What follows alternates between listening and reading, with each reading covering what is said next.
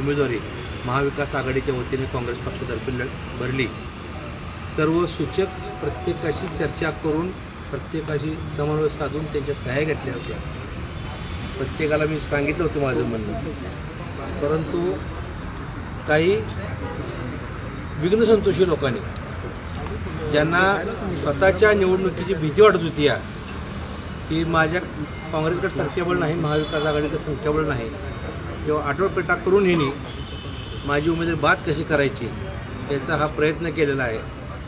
पालकमंत्री महोदय, आपलं दुःख वाटतं, आपला खेद वाटतो। साताऱ्यात सुद्धा मेजॉरिटी शिवसेनेच्या एकनाथ शिंदे गटाची असताना आपण जो राडा केला, पुन्हा लोकशाहीचा खून ह्या सोलापूरमध्ये पालकमंत्री महोदयांनी केलेला आहे, त्याच्या गोष्टीचा मी धिक्कार करतो, निषेध करतो। लोकशाही लढताना संख्याबळ आमचं कमी जरी असलं तर आम्ही एकजुटीने लढणार होतो, आणि हे तुम्हाला कळलं होतं की तुमची लोकंसुद्धा तुम्हाला मत देणार नाहीत। त्यावेळेस तुमच्या पायाखालची वाळू सरकली आणि मग तुम्ही ह्या उमेदवारी अर्ज कसे डिस्क्वालिफाय करायचे, उमेदवार कशी बाद करायची त्या प्रक्रियेच्या कामाला लागला।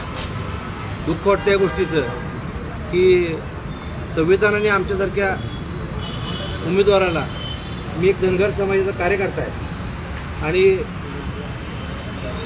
या बाबतीत काँग्रेस पक्षाने मला एवढी मोठी संधी दिली होती।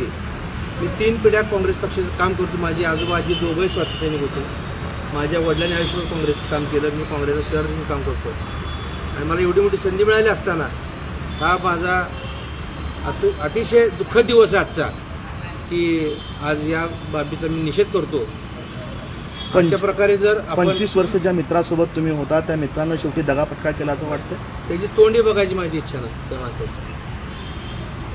मी जाहीर आवाहन करतो, विठ्ठलाच्या पायावरती दोघंही हात ठेवू, तुम्ही सांगा लोकांना मी याच्यावर सही केली नाही म्हणून। मला माझ्या सर्व गोष्टी मान्य आहेत। स्वतःच्या मुला डोक्यावर देऊन शपथ घेऊन सांगा मी सही केली नाही म्हणून। ते दोषी असेल तर कुठेही फाशी घ्यायला तयार आहे, परंतु केसाने गळा कापला माझा, त्याचं मला अत्यंत दुःख होतं।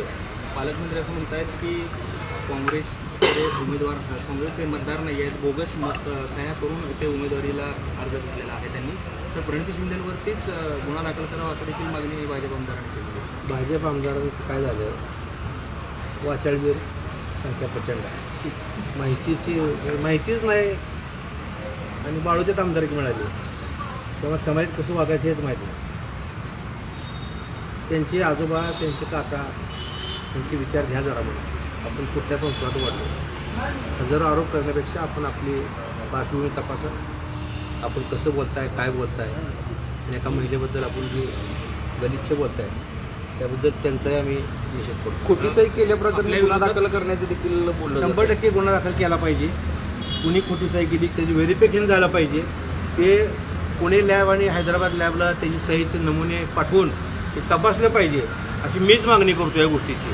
आणि दोषी असेल तर मी चौकात फाशी घ्यायला तयार आहे। या संदर्भात कोर्टात धाव घेणार आहेत का? तुमची काय असणार आहे? कोर्टात 100% जाणार आहे आम्ही त्या बाबीसाठी, आणि मेहरबान कोर्टावर आमचा विश्वास राहिला ह्या बाबतीत। अधिकारी सर्व त्या पालकमंत्र्या दबावाला बळी पडलेले आहेत असं दिसून आले।